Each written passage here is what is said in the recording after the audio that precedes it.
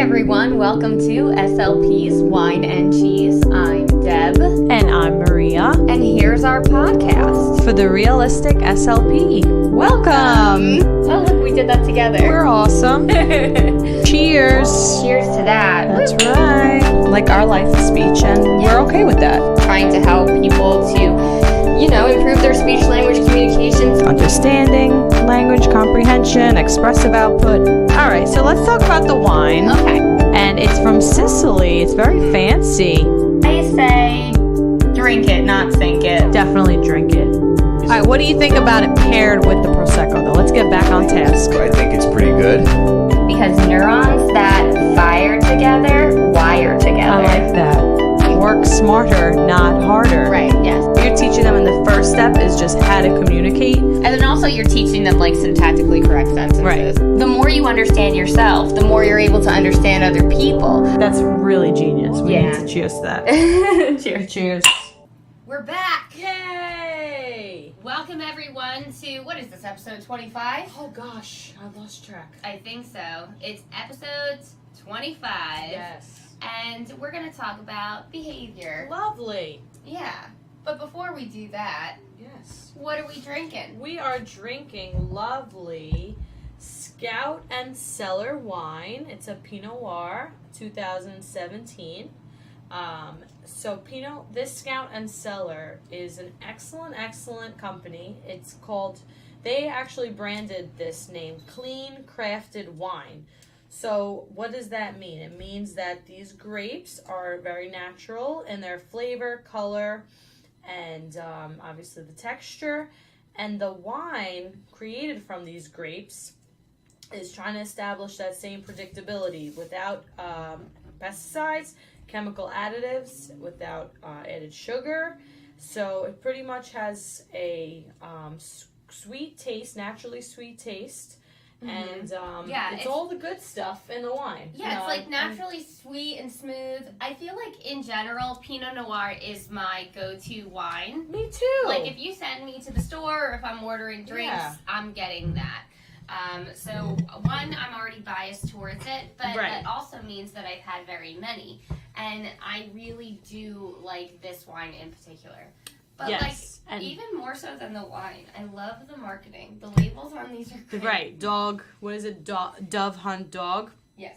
Also about the Clean Crafted wine, what it contains in there is grapes, and usually less than 50 ppm, I don't know what that means, but sulfites, so that's only 2 ingredients. Where mass-produced wines have grapes up to way more sulfites, up to 16 grams of added sugar. And that's why you have hangovers. Yes, and GMO, synthetic pesticides, copper sulfate, all these things that you don't want in your wine. You don't want to drink, you don't want that around you. But we could drink this all night and still go to work tomorrow. Yeah, that's our goal. Yeah. So we're offering a great promotion and great discount for anyone who wants to order this wine.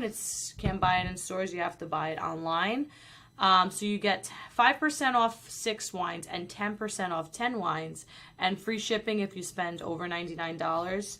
But wait, there's more. There's more? There's more. What is it? And if you're an SLP, well, I guess you don't have to be an SLP, Well, you could be an SLP or a liar. Right, yeah. You could.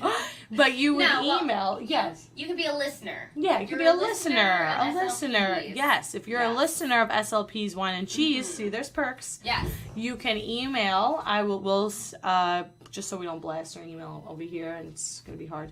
But you'll check out our Instagram and Patreon, and you'll email Julie Ewing, and she'll give you an extra 10% off on top of that. So, there's a lot of free stuff. I feel like we should just get all of our wine from her moving forward, just because if we're going to keep buying wine, it should at least be discounted. Yeah, obviously. Right? I mean, like, everyone's going to drink wine. We might as well try to, get rich while we're doing it. Exactly. Not spend all our dollars. Right. Exactly. And also, who wants to be hungover? That's crap. Exactly. Also, now we are having... Oh, right, and we paired it with lovely Swiss cheese. Mm-hmm. I actually hate Swiss cheese. Really? Yeah. Is that why I got it? No, despise I'm just kidding. I mean, I figured it was going to be fine because we paired it with so much stuff. But this is actually such a mild Swiss cheese that it's I very don't mild. hate it. It's very I know. mild. But if it was like a crazy Swiss, I'd be like, what is on earth happened here? Yeah. So Swiss cheese is a generic name for North American cheese. A general name in no, I just totally lied. It's a generic name in North America. Right. For several related varieties of cheese, mainly of North American manufacture. So it is what I just said. Which resemble this cheese that has holes in it, and it's yellow, and it's medium hard, that originated in the area in Switzerland. Oh, basically. I didn't know that. So it's just basically like Americans just appropriated the Swiss cheese and just, they just put a bunch of cheeses together, stuck some holes in there, and called it Swiss cheese. Right. Why does it have the holes, though? That's a question to really ponder. I don't quite know. Yeah, really think about that, But, if anyone knows, holes they can write known as eyes. Swiss cheese without eyes is known as blind cheese. Oh, I didn't know Swiss cheese could come without the holes. Well, this one didn't have so many holes. That's why you were like, are you sure it's Swiss cheese? Yeah, I didn't see any holes in this one. Right. But you said it's because you cut it sideways. I did cut it sideways, but the holes were minimal. Okay. Yeah. So both things are true. Yeah. So what do you vote for this wine? Drink it or sink it? I vote drink it. Yes, of course. Yeah, this one's pretty spectacular. I vote drink it as well. Yeah, I'm going to take a picture of this wine. Yes, definitely take a picture of it. I really like the label. But then, so what's been going on? In our next segment, we're going to talk about this week in life, this week in speech. Okay. And so what's been going on this week in your life? This week in my life, we didn't have any students today. It was a professional development day at work. So that was very nice. Got to do a lot of stuff and catch up on paperwork. Is this the whole week or just today? No, just today. Oh, okay. And I just felt like the day went on like really fast, and I was pretty busy with stuff. And I feel like sometimes it's like, oh, I'm busy and stuff, but the good part about being busy is the day goes by much faster. Right. And my fun part about the day is we ordered sushi burritos. So I ate that on my lunch. So having an exciting lunch also makes your day go by faster. I definitely agree, because then you're looking forward to that lunch. Yeah. And then you're eating it, and then you're thinking about eating it when you're done eating it. I just like the idea of exciting lunch being a part of my life. Yeah. Exciting lunch. Right. Yeah. Good so that's stuff. your weekend speech. Yeah, that's my week. I guess both. The life being the burrito, honestly. Nice. Food is life. I say that all the time. So food is life? It is. Because you do require it. Yeah, you do. And I look forward to it, and it'll kill my mood or make my mood. And, right, so it gives you life? Yeah, it gives me life, and I'm excited. It lets you live your best life? Yeah, and I like to eat healthy and drink healthy, like this wine. Right, yeah. So, when you're eating healthy and drinking healthy, you feel better. So yeah, you're on your best behavior. Yeah, but that still includes me eating Nutella, though, because that's my life. I love it. Yeah, you definitely remember you want to remain virtuous in all your actions. So you don't want to be deficiently having any sort of sweets and stuff. Yes. No, you're right. Yeah. Okay. This week in life, this week in speech for me. So this week in life, Mike has almost completed his table. Oh gosh, this is an event. He also bought Red Dead Redemption, which is a video game. So I've been sitting on the couch a lot, watching him play this game. We attempted to have an episode about this, you and Mike. I might have found the audio. So there will be an audio of this. It's out there somewhere. But it's just the Mike Racine show talking about video games. Maria and I appear briefly. But he made a good point. I mean, this is what's happening, and maybe any of the women... Maybe some of their students are playing it, or even their boyfriends, their husbands, others fiancés.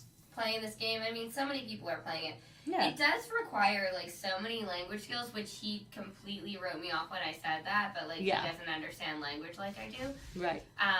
But, yeah, so it's, you need to, comprehend situational things based on dialogue and environment and tone.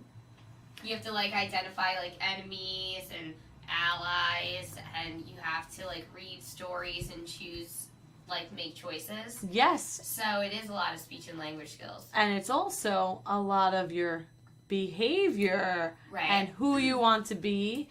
Right, and what he was talking about he wanted to be honorable. There's something like called honor level. So as many good decisions that you make, that's how you like increase your honor. Right. How high did you say your honor level I knew you were going to ask me that, so I already have an answer. Okay. I think it's pretty high.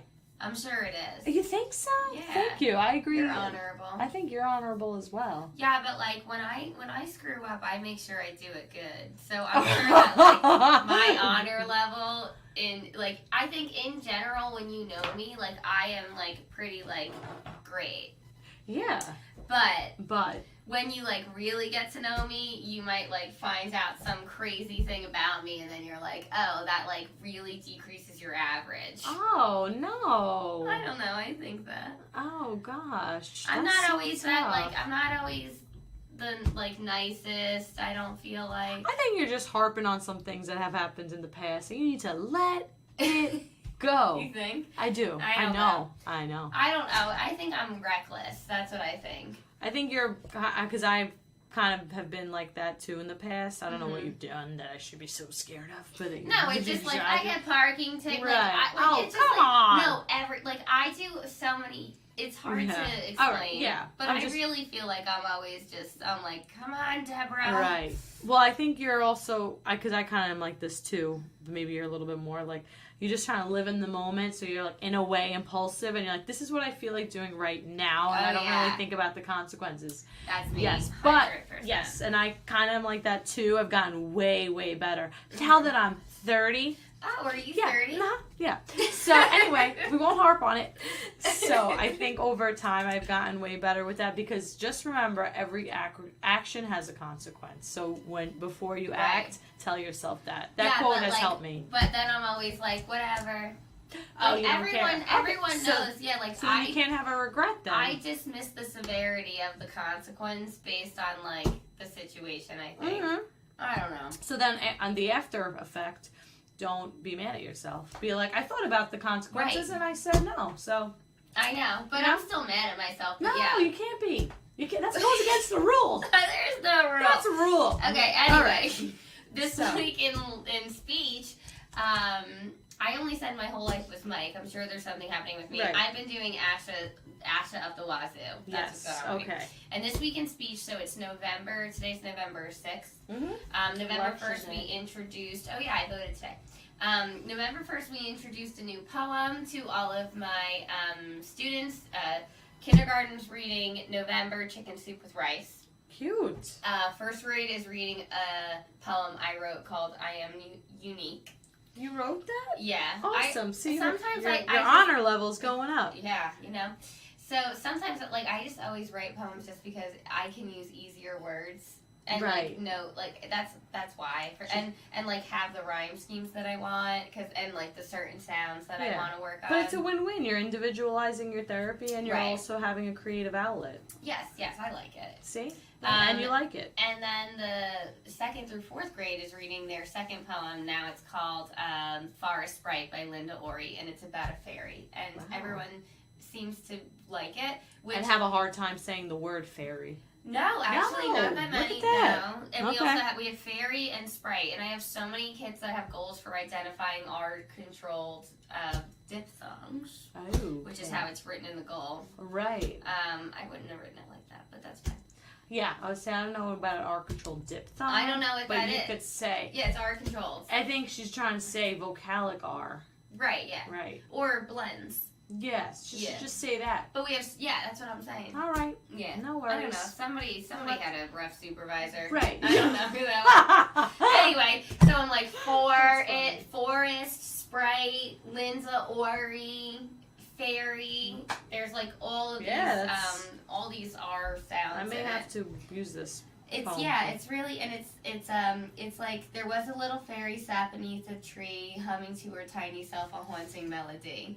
So it sounds like everyone likes it. And everyone has been on pretty good behavior while they're in speech. Good. Yes. They're like engaged. They like the idea of the fairy, and they like the that kind of melody that goes with it. A haunting melody. They like that. Yeah. And our vocabulary words are all adverbs.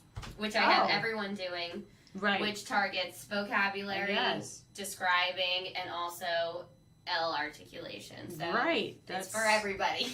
I feel like I need a sip after hearing all of that. That is a lot of effort. All I said was I caught up on my paperwork. You're making me feel like I'm lacking. I've been doing my paperwork like every day, and it's like a second job. It's a nightmare.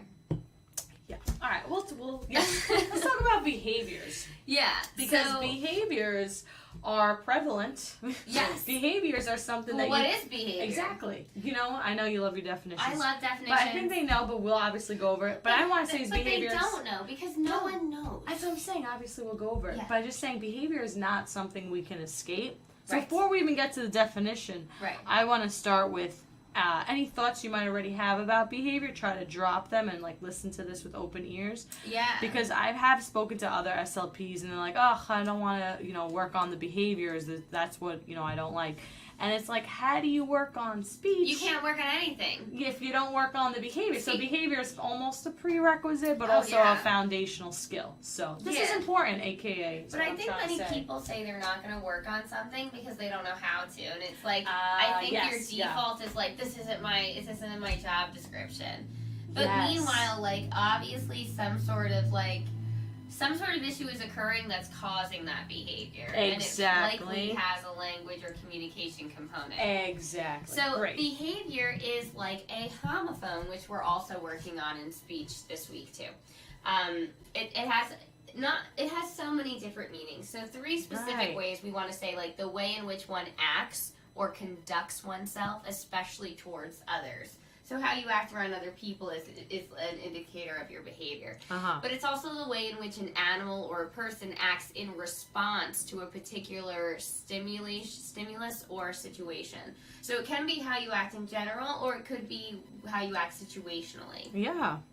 It's also the way in which a natural phenomenon or a machine works or functions. So what I like here is it's saying it's like how somebody carries on their day-to-day. What is their observational behavior? Right? And then what sets them off? Right. And then also what natural occurring phenomenon is happening within their personal mechanism themselves that is causing them to act in a particular way. And doesn't always have to be setting them off, because I feel like that kind of implies a negative connotation. But it's also how they respond. So their reaction, and sometimes not having a reaction, is still a reaction. Exactly. So there's always going to be a reaction, even if it's not speaking, Right, yeah, so, because that is... So conduct... So behavior refers to actions that are usually measured by commonly accepted standards. So it might be commonly accepted that if I go, wah, you scream, and if you don't, it's like, why don't you have a startle reflex? Oh, right. So why is that missing from your behavior? But then also, you could say these are accepted standards. For instance, you could say, that guy is acting childish. Right. So it's like you're describing his behavior. My dating life? Oh, so you're describing Maria's dating life. No, basically. I had to go in there. You said he's acting childish. I'm like, yes, I say that all the time. Why did I pick that? But I'm not speaking about children. No. Speaking about man-children. Yeah, man-children. Are you dating Italians? No, I have in the past. Yeah. Well, you're dating. I like my Italian. You're dating an Italian. I'm into him. All right, okay, go back. So there's also a difference between behavior and conduct. And conduct refers to the actions viewed collectively, especially measured by an ideal standard. And conduct is judged according to principles of ethics. So it's kind of like your honor level. Right. That's your conduct. Yeah, exactly. From Red Dead.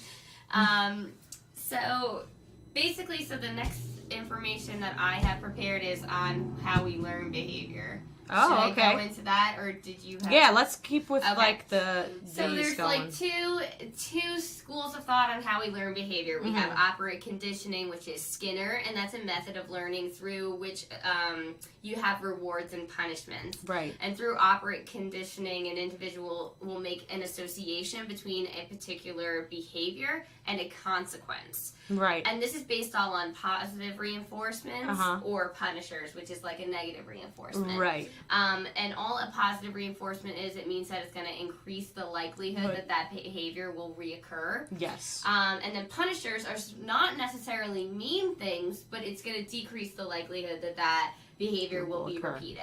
Right. So you associate the behavior with a consequence. Like going to work and getting paid. I'm just going to keep it at adult level for now. Right, yes. Going to work, getting paid. Great, mm-hmm. you know, right. You get that's the payment is the positive, and I'm going to use your situation, Deb. Parking there and getting a parking ticket. Right. Oh, taking away that payment that you just got from your job, and you don't want to park there anymore. I'm going into this place for free, but I am so panic-ridden when I'm late. And I was late because of traffic or because someone had a meltdown, and I'm trying to hurry. So it's like, I'm just trying to, I feel at the mercy of other people. I always feel like I have to do things to please other people. Oh, no. So I don't think like, oh, it's outside of my control to find a parking spot. I'm like, all anyone cares about is that I'm in that building. Right. So I just want to get in there. Okay. All right. Yeah. That's a but lot, yeah, but... so then it's like, and then I have all these parking tickets, and then my mom gets the letters, and then she gets upset, and it's just like, gosh. Sounds like a lot of punishers, but your behavior. We got to talk about your behavior. Does not change, because I think for impulsive people, operant conditioning does not work. Oh, look at that. For them, at least. I wish we had the bell, by the way. A classical I'm going to bring back the bell. Since we're talking about Pavlov, you continue about that while I search for the bell. You don't need to go to the No. The bell is probably like in the living room. Oh, never mind. Because we were doing it for tricks. Because I was pairing it, so that's what we're doing here. So classical conditioning, made popular by Pavlov and his dog.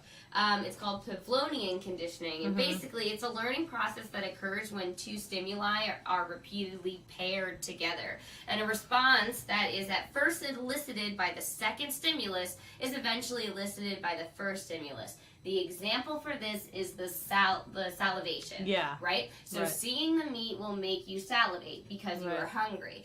So that's the second stimulus. The first stimulus is the bell. And then eventually, what was the naturally reoccurring behavior was drooling was happening at the presence of the first unrelated stimulus, which was the bell. Right. So that's the difference. So it's like for this, so the automatic response for the second stimulus, when something's paired with it, that new introduced concept will elicit that automatic response. So if you do something, if you reward good behavior, they will continue with good behavior. Right. Something like that.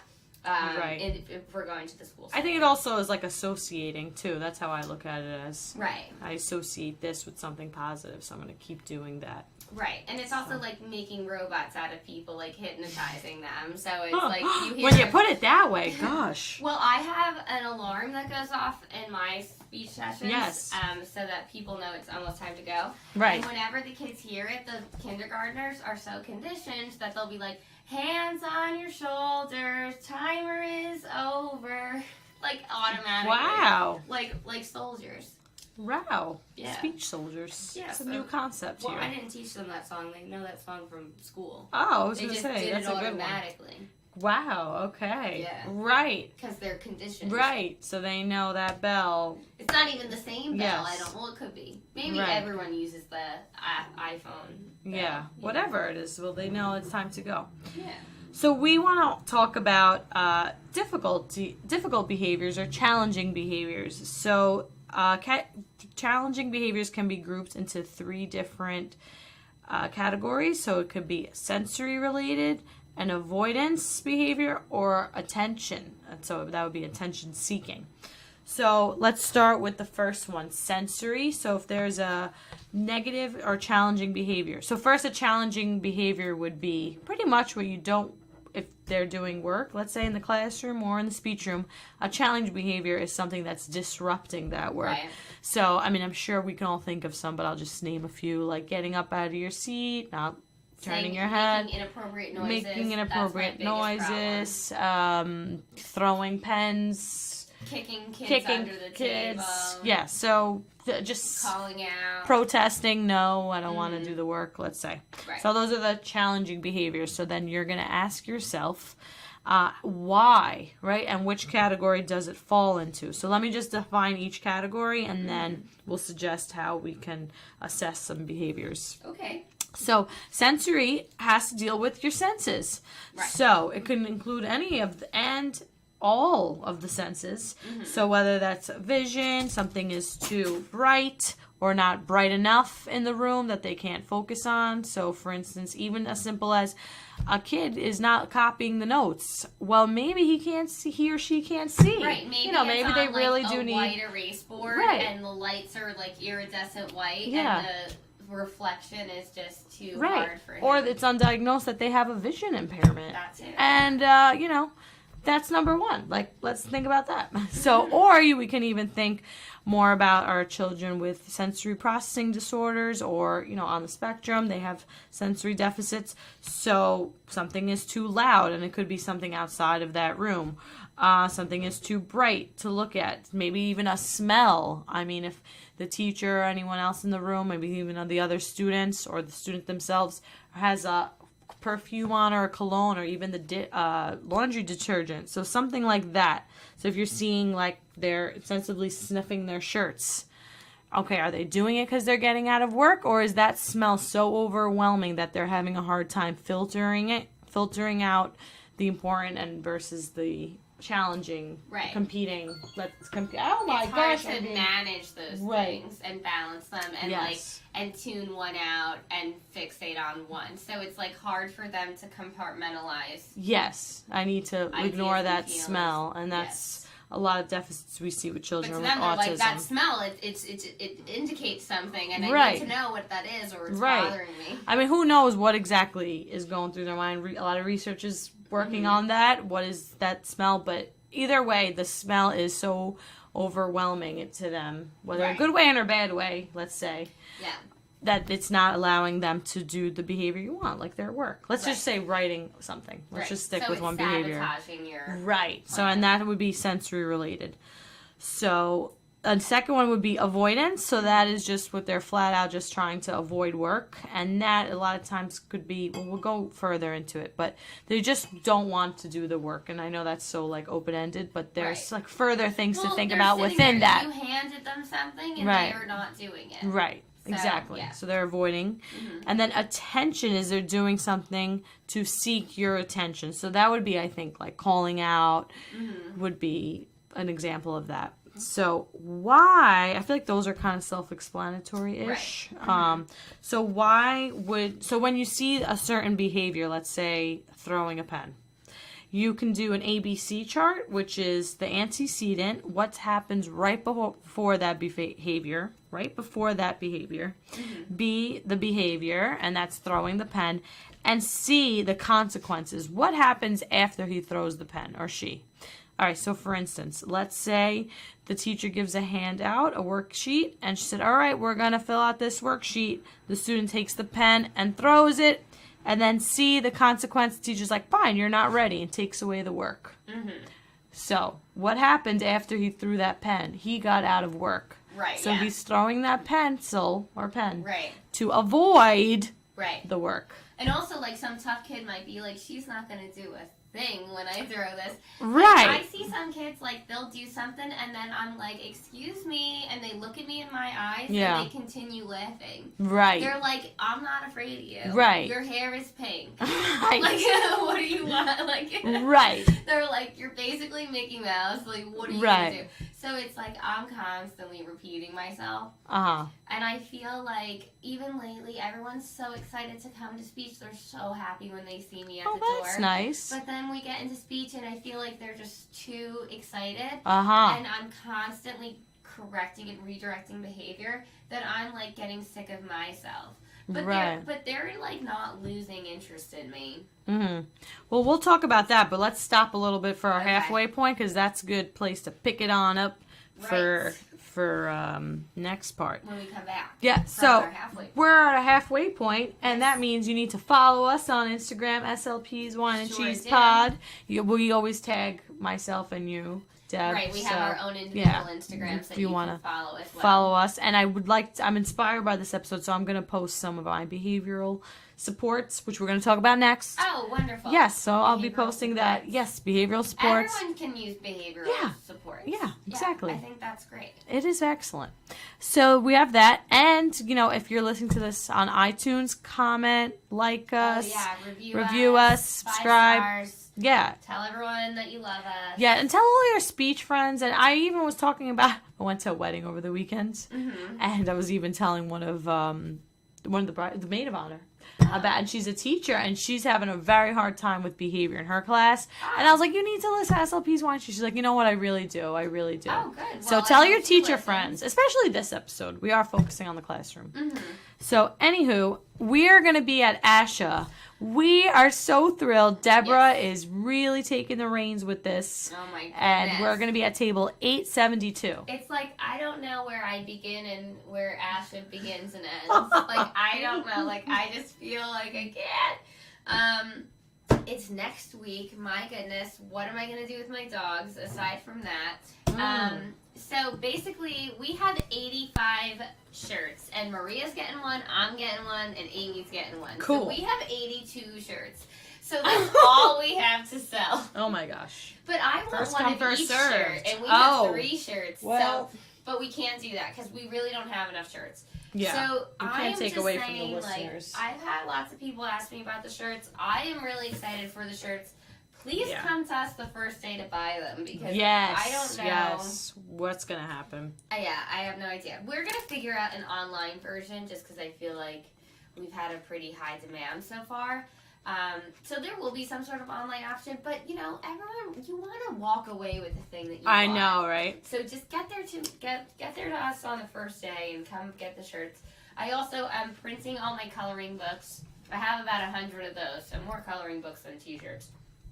Lovely. And, so, and then we'll also have magnets that we just ordered, which I'm excited for. And we're trying to get some more things. We don't know, the other things are not guaranteed yet, so we can't go comment on those. Right. Because we're trying to surprise people, too. Yeah, that's true.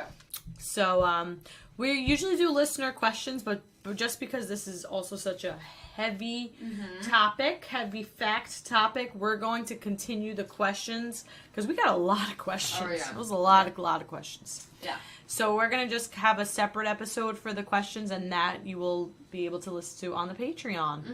And the link's in our bio on Instagram. Yes. So you can find it there. Perfect. Yeah. All right. So let's get back to behavior. Did we forget something? Yeah. So my issue with behavior that I'm having currently is that my kids' arousal level is just like quite high. I think they're just excited to see me because they are in a very like kind of rigid classroom environment. Right. So once they see me, they see it as like an opportunity to be a little bit more of themselves, and sometimes that's detrimental to my end goal. So in a way, they're seeking your attention, but in a positive way. But they're not always directing it towards me. Like it's more like interactions with each other. So they're overstimulated. I mean, like, I can't even say it. They're like, overly they're excited. Bad. They're just, like, they want to talk to each other. Like, they want to interact. They want to play.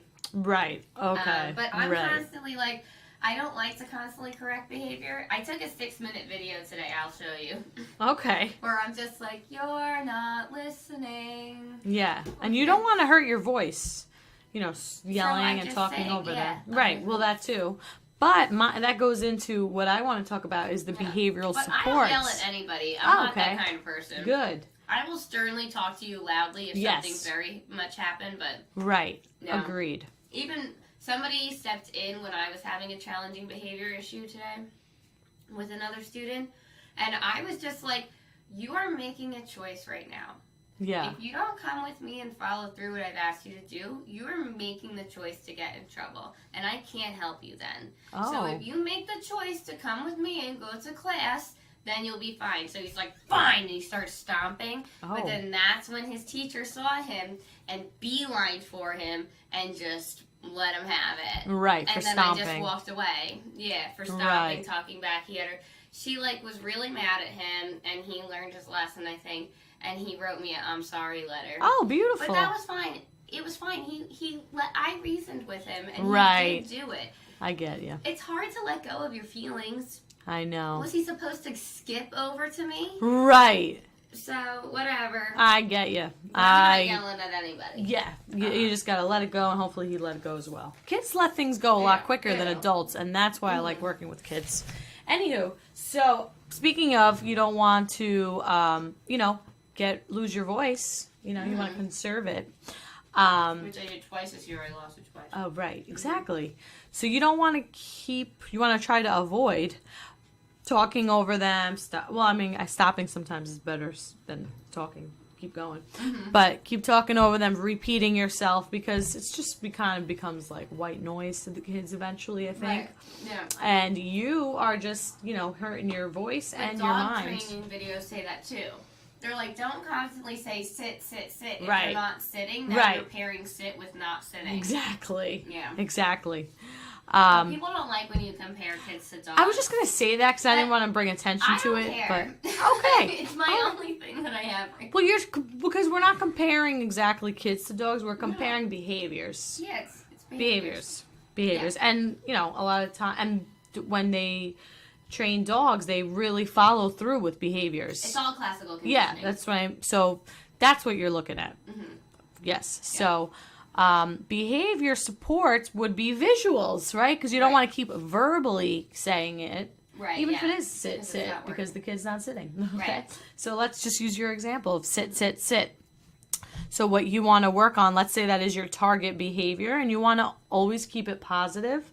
So let's say you start with something called a token chart, and it's going to depend on the student and their level and their age and their motivation, I guess. Actually, it should be the highly motivating, so it shouldn't depend on their motivation. But it could be 3 stickers, right. 50 something, 5 stickers, 20 stickers. And it could be an immediate at the end of the session, at the end of the period, at the end of the day in the classroom, right. or at the end of the week, or the end of after you, like you said, you get 100 points. My kids get prizes every 20 points, so I made 2 kids cry right. today, which made me feel very bad. Oh, because they didn't have enough points? And one cried. She's going to have 3 more points, she gets a prize. Okay. Everyone only gets 4 prizes, and she knows this. Okay. And her prize is coming next time, but she was very upset. Maybe there's other things happening. It's okay. I think so. Right. Anywho, no worries. So a token chart is they do positive, they do something good, and you give them this chart. You give them the stars. You're pairing their behavior with this, visual. Yes. And I have a lot of, SLPs will tell me, or even teachers, they don't get the token chart. You have to teach it to them. So what does that mean? That means if you have to start with one token and pair it with something. So let's use the example of sitting. All right, sit down. Okay, they sat, they get a token, and they get to do something like color, something quick, I would say, like a toy. You get to hold it for a little bit. For depending upon the level, I have the Lego game on iPhones or iPads. Playing one round of that game is 3 minutes. So it's less than that. Yes. It's a good reward because it's over. It has a beginning and an end. Nice. There you go. If they want to do it again, they have to do that behavior again. Exactly. Whereas a toy, it's you have to be okay, time's up, which is a difficult thing to negotiate. Sometimes, yes, it is. Yeah. And then a lot of for preschoolers, I feel like that's an excellent age to introduce the token board to start it.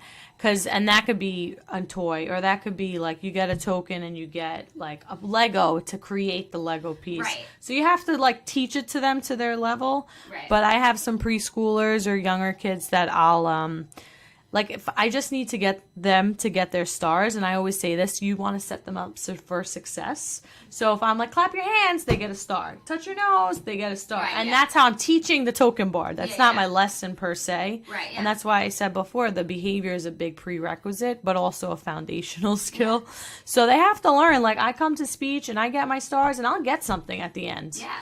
So that's what they're teaching them. Mine, I guess so. This girl was upset that she didn't get anything at the end. But I feel like I need some wine after I said that. Yeah. I was like, yes. That was great. It's just come from the heart, But I just felt so bad because again, you're gonna get something in the end, and that's why she had a meltdown. But nobody in my crew nobody gets anything again. You all play basketball. That's it. Mm-hmm. So I think she was upset. That's not all it is. That's great, playing basketball. Right, yeah, but it's just like getting a prize in speech is not a regular thing in my classroom. Right, getting a prize, but a reward or a reinforcement is that. Yeah. Right. So I just felt bad, but that's all right. It happens. Whatever. I walked into the office today and I'm like, I am not nailing it today. Everyone's like, I heard. They're like, they hear screaming happening. So that's a token board, a visual schedule. Do you love this highlighter? I don't know what just happened. Pineapple. Yeah. I got it from the speech retreat. Oh, wow. That's so sweet. exciting. Oh, I can't believe you just took that off. But I know. okay. Anyway, we'll take a picture of what we're talking about. No, there's more. Yeah, just so they can see. Right. So they can have a visual. Right. As I'm talking about, a visual schedule. All right, and I'm a gonna use visual this to cross off the schedule. visual schedule. Yes, thank you. A visual schedule is something you can use within your speech room, but also in the classroom. So let's say the teacher is presenting, they're telling you something like, every time for lunch they have a hard time lining up. And it's like, well, for instance, maybe they don't know when lunch is, or maybe, they need, let's say, that visual schedule, or they keep raising, let's say, they keep calling out class asking when lunch is. That's like a perfect setup there. Yeah. Well, if you have like a visual schedule, they can know. So something like that. And a visual schedule does help to reduce anxiety and helps to know what's happening, what's next. Snack. Right, exactly. He's hungry. He's hungry. So, or maybe he's really bored. Right, or maybe he's really bored. Good thing. Yeah, or maybe he's really anxious. Yes, and a visual schedule will help with that. Yeah, so he's anxious, he wants to stress eat. Yeah. Yeah. Right. And then another thing I wanted to mention is that when you're seeing a challenging behavior and you're trying to figure out what's causing it, sometimes maybe it is the work is too hard, but also sometimes the work is too easy.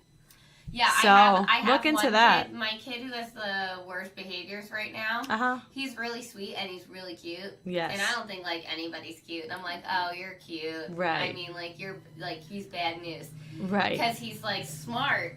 So today he's that kid that like does the silly thing, and then you'll correct the behavior, and he'll look at you straight in your eyes and continue to laugh because he knows you're not going to do anything about it. That's him.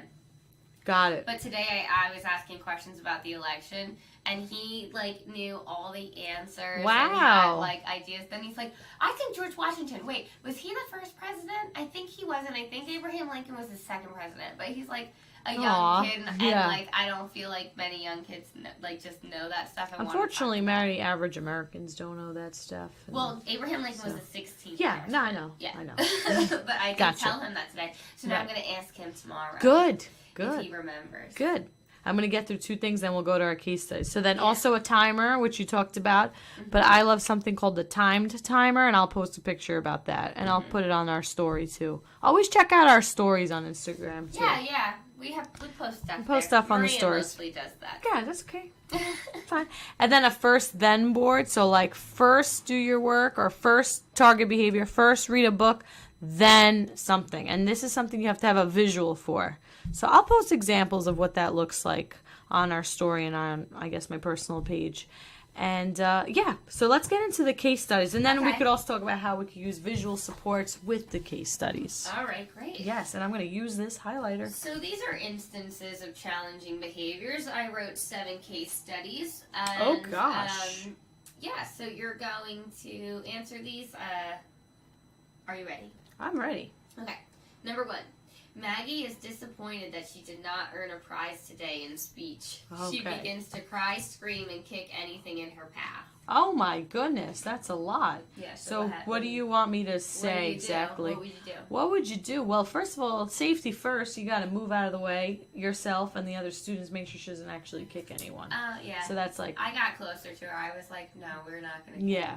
Right. Because I know it's hard to escape your emotions. Right. When you're feeling them. Yeah. Well, you don't want to get...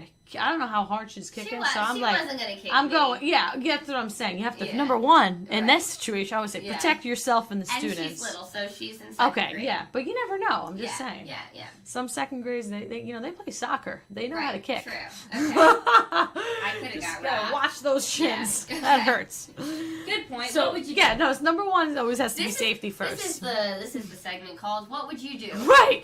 What would I do? All right, let me put What would myself Maria there. do? What would I do? Number We one, should make remove the bracelets students. like that. Oh, that would be cool. What would Maria do? What WWMD? Yeah. Yeah, I know. People have told me that to me before. Oh, okay, Yes, because I'm a positive example. Okay, good. Yeah, not in a bad way. So, remove the students, Yeah. and then I would just try to intervene in there and just really just stop that behavior. Like stop, and if I have visuals on me, I usually walk around with a lanyard of them. Try to get a visual there, but sometimes again, it's not like let me stop and run and get my visual. So no, if you have it on you, but really your hand is right there. So I would pair it with like a hand motion of stop, and I would probably cue her to take a deep breath and be like, what's going on?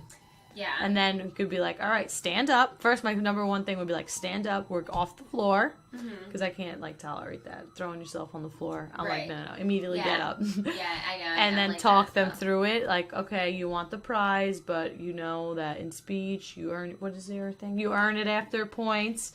And if you want to earn an extra point for tomorrow. Every time I did that, she would scream louder because she knows that. So me telling her that was making her more pissed off. So what I did was like I brought her a chair. I had them leave.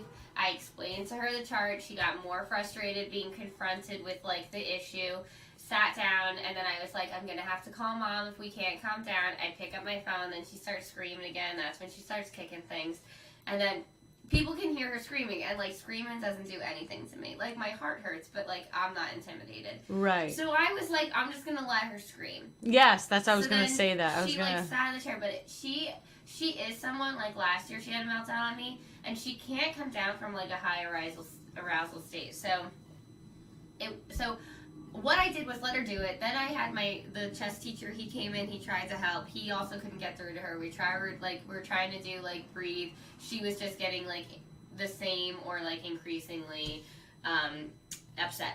So what I did wrong was that one, there was nothing I was gonna do to make this kid feel better because I'm the one that pissed her off. So but you're also not going to give her the prize to stop screaming because then you're reinforcing. I'm going to scream and kick and throw a tantrum, and I'm going to get a prize. No, I would never do that. Exactly. No. Yeah. So that's a good thing. But like, to her, there was no me being like breathe. The more I told her to breathe, I'm the enemy. Right. So the more I'm telling her to breathe, that's how annoying it is. So I should have just once the other teacher came, I should have excused myself and gave that girl the opportunity to speak, but I stayed because it was my room. Second, we should have removed her from the environment in which the situation occurred. That teacher, I should have just been like, just take her out into the hallway. Yeah, that's a good point. Change of scenery is always good. There was nothing I was going to do to fix that. I gotcha. All right. Well, this is why we have these conversations, so we could like learn from them, you know, and how I would respond is like, I'm not actually in that moment living it, you know? So I'm trying to picture myself, but, you know, I would try this, and then, which seems like you try them. We did try the same and thing. Sometimes it's like, nope. Life is like, nope. And she just hated me at that rate. Right. At that point. Well, I like that you said what you just said, so change scenery and just all right, push through. Sean is working on articulation. He says his target word in a throwaway manner with no awareness or effort. Okay. I would be like, Sean, do you want to earn a prize today? Sean, yeah. You want to play bounce off that game? Yeah. Well, you need 10 checks and now you have 3. Okay? Right. And Sean seems like smart. I'm like, how many checks do you need? And he's going to be like, 7. And I'm going to be like, Then let's get to it. And I just redirect and we're doing it again. Right, yeah. And I'm just remind him of what he wants and what he's working for. And I would give him a firm, like, I know you could do better. Exactly. Yeah. I would do the same thing. Is that who Sean is? Is he inspired by a true story? These are all my friends from life. Okay.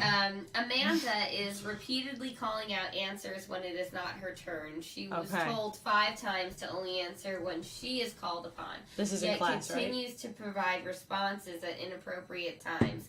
After answering, she often giggles about her action. Oh, okay. So you always want to reward a positive behavior. Mm-hmm. So I would I would be, as the teacher, if the teacher, let's say, is telling me this, I should say, you know what you could do?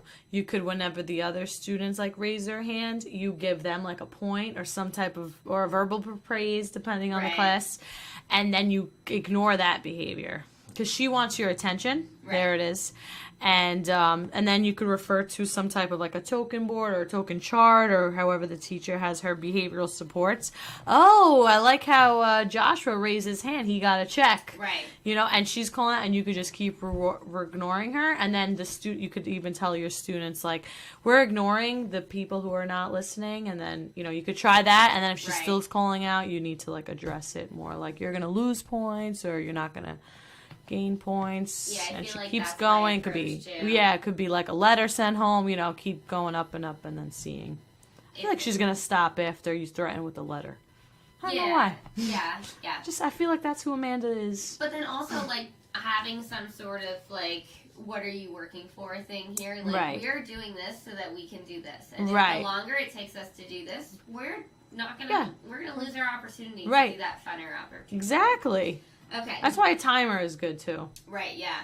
And one that's ticking on the board so they can see how much time they have. Yeah. And for teachers, if you want to, you know, if you're working with teachers, you could also like suggest some behavioral supports like, oh, if you have 10 points, we'll have a prize box and just take all of your old therapy materials and bring them into her classroom. And here's your prize box. Right. And you just decluttered and have an excuse to buy more if you love to buy stuff. Yeah, things because I know some people do love that. Things you haven't played with in the last year, just recycle them and put them in an old shoebox and tell your teacher, look, here's your new prize box. These, yeah. Yes. All right. William is refusing to participate in the group and individual speech session. He sits silently at the table, resting his head on his fist, and pushes away any paper that is handed to him. Okay, so refusing to participate, okay. So he's just sitting there with his head on his hands, and if you give him something, he just pushes it away. Okay, I feel like I need more info. Why? What's going on beforehand? Is there stuff going on at home? Is he just like... But like you just met him. Right. So if that was me, I'd be like, oh, I'm going to play this WWE game. Right, yeah, what are you up to? Yeah, okay. So he sounds like he could use definitely a timer too, because you have this, you said, this much time right now. But then if I was getting nothing, I would not even try working on. I would be like, you want to trace Roman Reigns? I would print a coloring page of Roman Reigns and like trace it. I've done that before. Oh. Just give them a bunch of paint and say we're just gonna paint on the table. I hear you. Something else, just if it's the first time, nothing that has anything to do with work. Okay. You're trying to like get something in, or even if it is every time, and that's how your session goes, and maybe every time you start off with an art activity, right? And then later you write about it or you discuss it. No, that's a good idea. I like that one too. Yeah, I would just be like, screw it. What do you want? Like, what's happening here? Right. That's such a weird behavior. Yes, I know. I'm like, I feel like I need more in there. And then that's an idea for you to like look into further. Yeah, and you were finding out interests and stuff. And you could like maybe like build up trust and have a conversation. Yes, that's a big thing, trust. So that's what I'm saying. There has to be more in there. So if you have a student like that, you have to, that one is kind of an open-ended question. Let's see where this kind of goes. So that's my answer to that. Okay. That I have no answer because we don't know enough. Right. Yeah. And sometimes there's cases like that. Find something super. Just start off with that game. Right. Just get him because it seems like he's not even motivated by anything. So try to find a motivation. He seems depressed. Exactly. So that means that we're just gonna forget about the speech stuff right now. We're just gonna find an activity. Yeah. Okay. So this will be our last one. Jack is a 25-year-old male with autism spectrum disorder. Mm-hmm. His verbal expression is limited, but he is able to repeat phrases when prompted. Jack is running up to his mother and back to the kitchen. She can tell he wants snacks, but there are none left. Oh, man. Jack is becoming increasingly frustrated, hitting himself and yelling. Wow. That's a good one. All right. So this is at home? Yeah. Okay.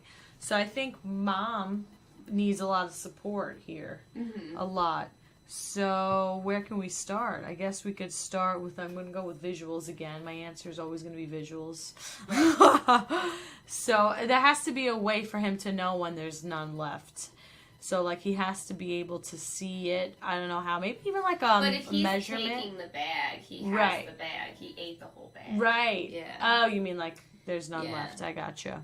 I feel this has to be like a control. I would like he gets like one bowl of it and he sees, and then there's like first eat and has to be something else that he's done. So I think he also needs to like be removed from that situation, similar to the first one. Like we're done eating now. We ate the snack. We had one bowl of it. We're on to something else, and it has to be equally or more or even a little bit less motivating than the chips or whatever it is. Right. So there has to be like not a distraction, but like we're moving on to something else. So I call that like pushing through. Right. So we're pushing through the behavior, and sometimes it takes a couple of times to get it. So like maybe the first 3-4 times he's having a hard time, but afterwards he needs to learn. I get this one bowl and I eat it, and now I move on to I do my Legos, let's say. Right. And that's a routine, and that's pretty much a schedule. Yeah. I also think like first we're gonna eat, then blocks. I don't know. Or go for a walk. Just get out of the kitchen. Just get out. Get out of the kitchen. So this is actually like a real life situation that happened to someone I know. Uh-huh. And this person was advised to, because this individual who's on the spectrum does stay home alone often, and they're fine. Mm-hmm. They're fine to stay home alone. So they were like, you need to leave. Because like they are much bigger than like the individual's much bigger than his mother. Right. And their behavior is like it could get violent. So it's safety. It goes back to where I said safety first. So she just has to leave. Yeah. Then I'm like, okay, so if we were to work on this, like if I'm like going to take on this case, and this is a story somebody came to me with, I'd be like, well, what is the solution for this in a normal situation, right? It could be like, oh, I'm disappointed that I can't have any more because there's none left. We should go to the store to get more. Right. So, like, problem solving, and then also being a little bit more rational here, and then being able to communicate. So, like, maybe I suggest, like, oh, do you want more cheese doodles? Mm-hmm. Let's go to the store. And I don't know if that's going to, like, negatively reinforce, like, make a bad habit. But at the same time, it's like, this isn't the biggest problem, and we can do something. Well, I think there's also... And kids get to negotiate stuff. Right. They'll be like, but please. Yeah. Well, maybe like once a week could have 2 bags of cheese doodles, but maybe he can go for a walk and then like cook something, like maybe something a little bit more functional. Because maybe he's hungry and maybe cheese doodles are not going to satisfy that hunger anyway. Right. But I think you hit the nail on the head that mom needs more support because mom can't do all this stuff. No, this is a lot. Because mom loses credit after a while. Right. And it's just it's honestly true. It's like mom is there all day, every day. They provide comfort, they provide security, they provide learning opportunities. Mm-hmm. So it's like so hard to ask a mom to also on top of that, like change your whole life, like never sit on the couch, never relax, never just like have a nice interaction. Make everything a teaching situation. Right. Which is too much to ask of anyone. Yeah.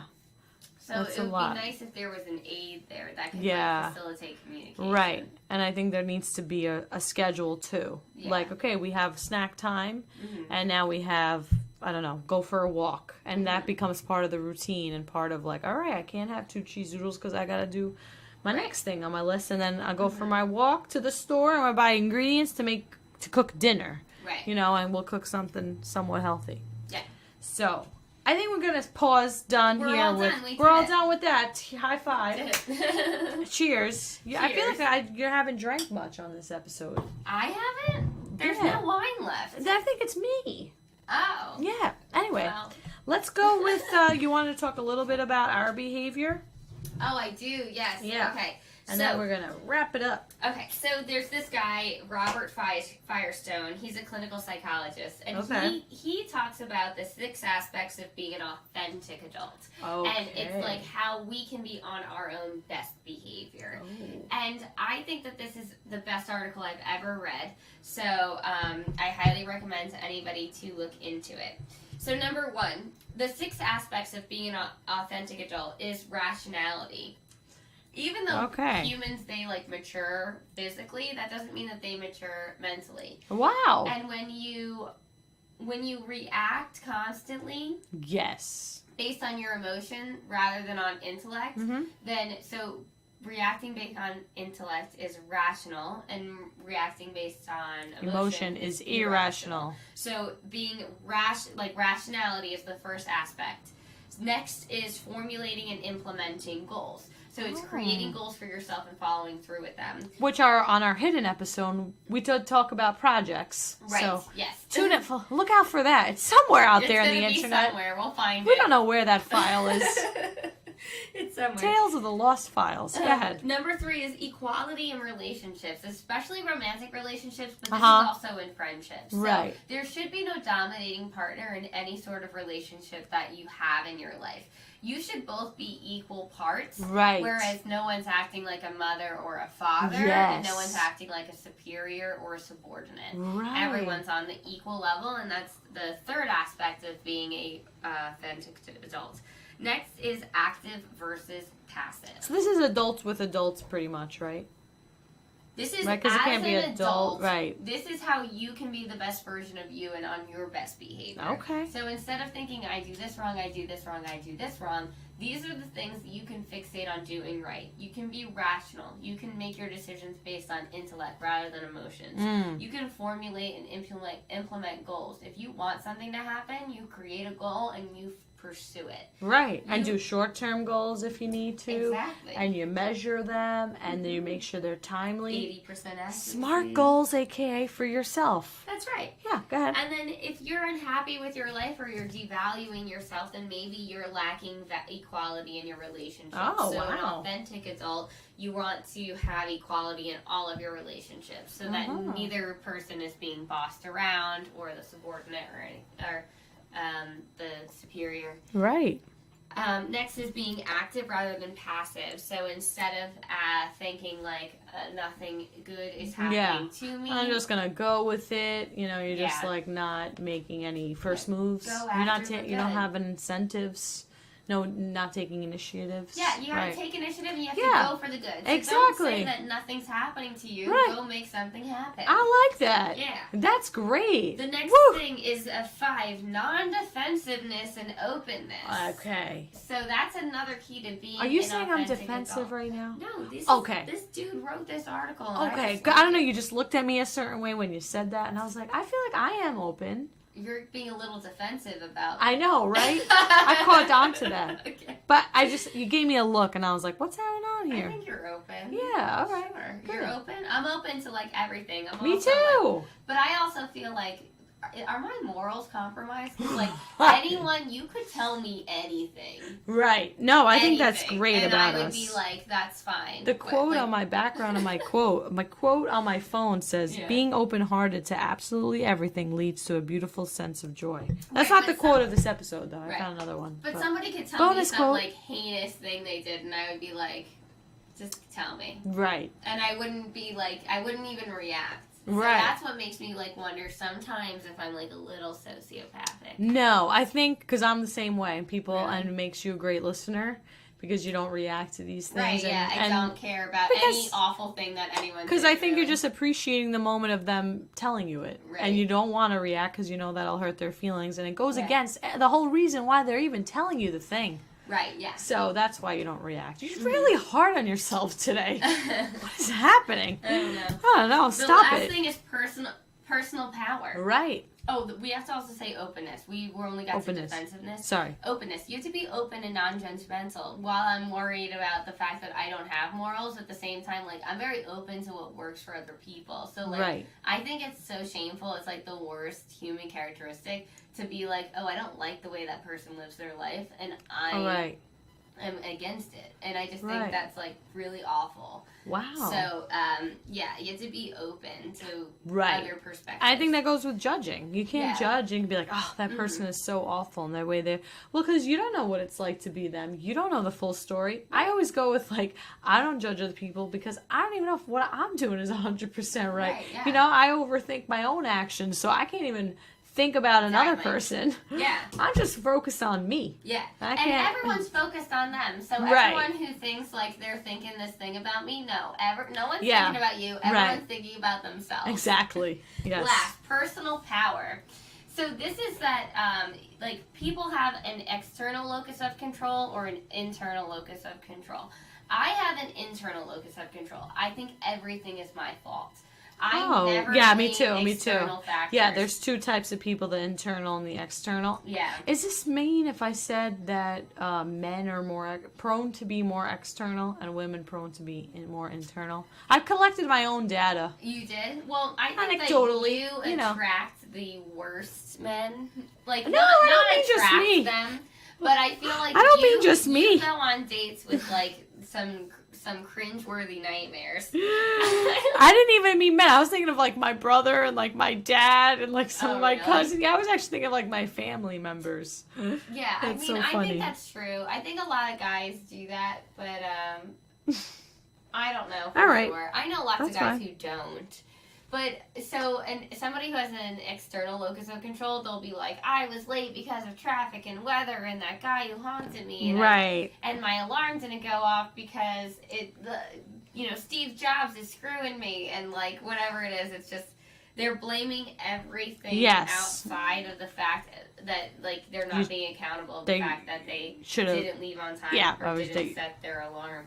Exactly. I got you. Yeah. I was going to say it. But sometimes, like, you're so distracted, it's hard to do everything that you're supposed to do, and it becomes frustrating day in and day out, like, failing yourself. So maybe as a defense mechanism, you blame external factors, because if you continue to blame yourself, you're going to jump off a bridge. Right, you can't handle it. You can't, so because it's just too much. It's an avoidance behavior. But I blame myself for everything. Me too. Like, everything's my fault. Me too. Yeah. I think we should aim for a balance, right? Yes. Sometimes we should demonstrate virtue and personal power. Yeah. So you do have control, but you must surrender to that which is outside of your control. Right. So try to leave earlier. Yeah. Because things are gonna pop up. Let's say in that example. Uh-huh. But I feel like I have a quote, but I liked my past quote better. Okay, so do it. Which quote should we say? The new quote? But I already said the other one. I'll just say both of them. All right. I decided. Okay. I'm like confused. So we're gonna So I said another quote about being open-minded. All right, bonus. You will get 2 quotes. Okay. Here is number 1. Yes. Being open-hearted to absolutely everything leads to a beautiful sense of joy. Mm-hmm. That is currently my phone background. Quote number 2. The best apology is changed behavior. And I think that's great. Yes. So, I mean, it's hard for kids because the apology is changed behavior. Yeah. That's true. Yep. Oh, boy. Okay. Yep. Pretty profound. Yes, on that note, this has been episode 25 of SLP's Wine and Cheese. I hope you are on your best behavior. Yes. Because if you're listening to this, you are. Yeah. Very good. Well done. Have a good night, everyone. Adios. Bye.